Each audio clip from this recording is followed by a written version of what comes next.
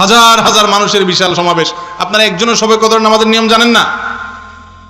এটা তো খুব খারাপ কথা ভাই, নিয়ম তো জানতে হবে। আচ্ছা আমি বলে দিচ্ছি, শবে কদরের নামাজের নিয়ম হলো অন্য যে কোনো নামাজ যেভাবে পড়েন শবে কদরের নামাজও একইভাবে পড়বেন। এই হলো শবে কদর নামাজের নিয়ম।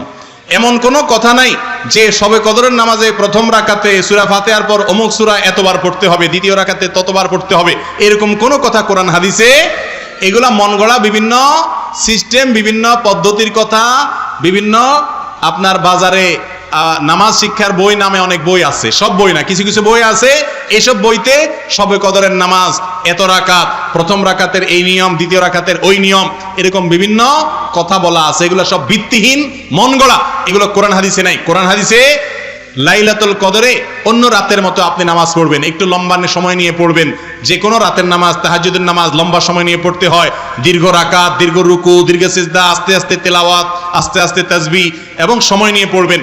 দুই রাকাত করে পড়বেন, যে কোনো সূরা দিয়ে পড়তে পারেন, একবার পড়বেন না দুইবার পড়বেন সূরা ফাতিহার পরে সূরা, এটা আপনার ব্যাপার, কোনো সূরা নির্ধারিত না।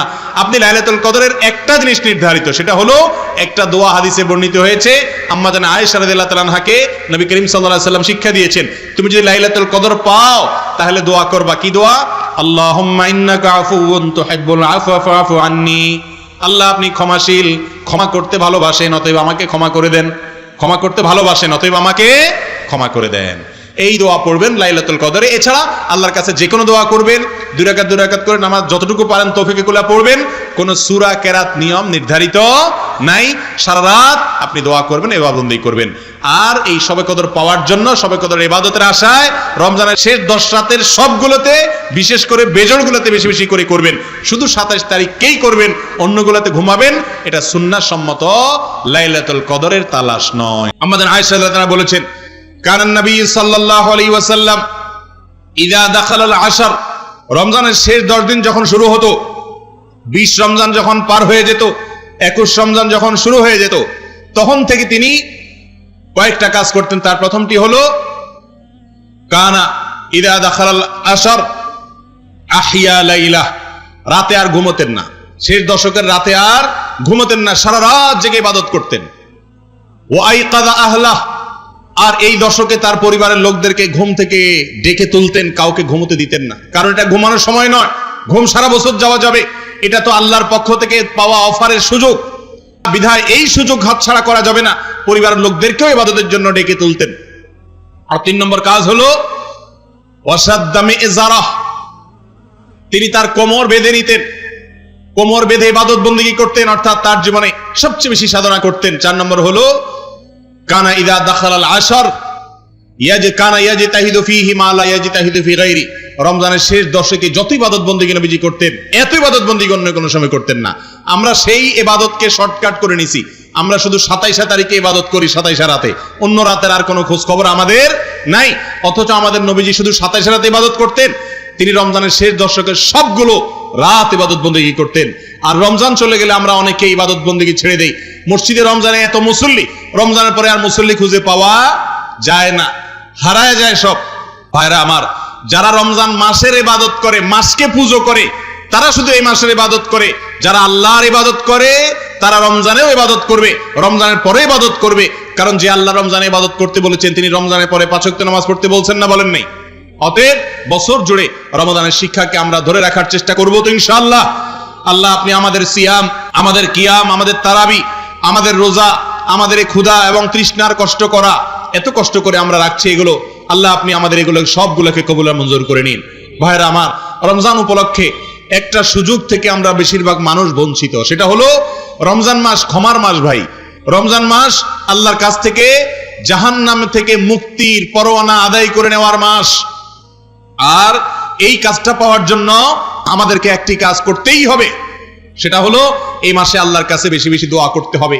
বেশিরভাগ মানুষ আমরা হতভাগা, কপাল পড়া, যে গোটা মাস চলে যায়, আজকে রমজানের কয়েকটা দিন চলে গেল, আমরা বেশিরভাগ মানুষ এই মাসে আল্লাহর কাছে চোখের পানি ফেলে একটু দোয়া করার সুযোগ পাই না। ভাইরা আমার, একান্তে নির্জনে একটু আল্লাহর সাথে কথা বলবেন, একটু দোয়া করবেন।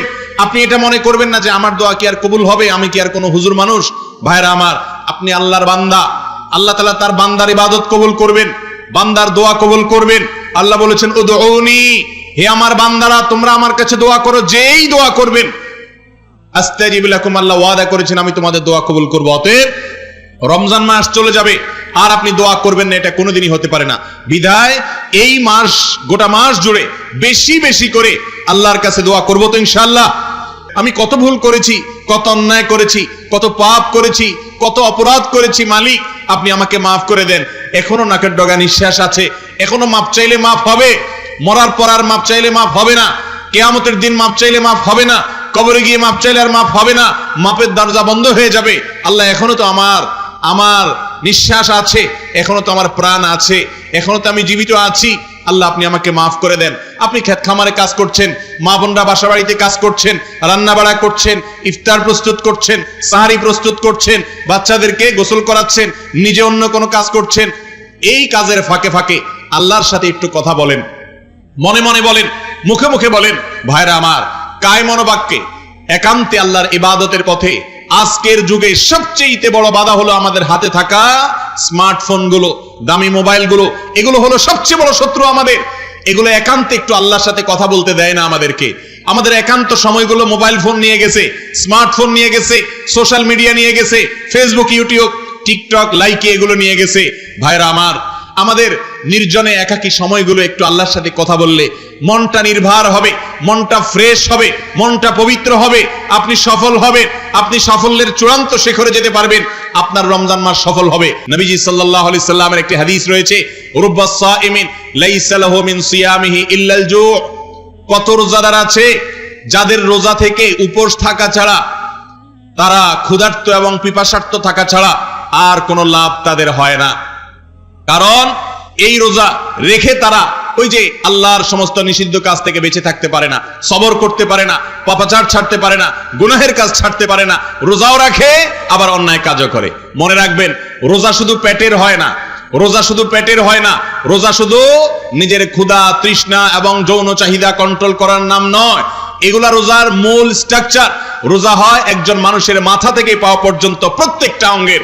হাতের রোজা হলো হাত দিয়ে কোনো অন্যায় কাজ করব না, কারোর গায়ে হাত দেব না, চুরি অন্যায় করব না, দুর্নীতি করব না, হাত দিয়ে অন্যায় কিছু খারাপ কোনো কাজ, হারাম কোনো কাজ হাত দিয়ে করব না।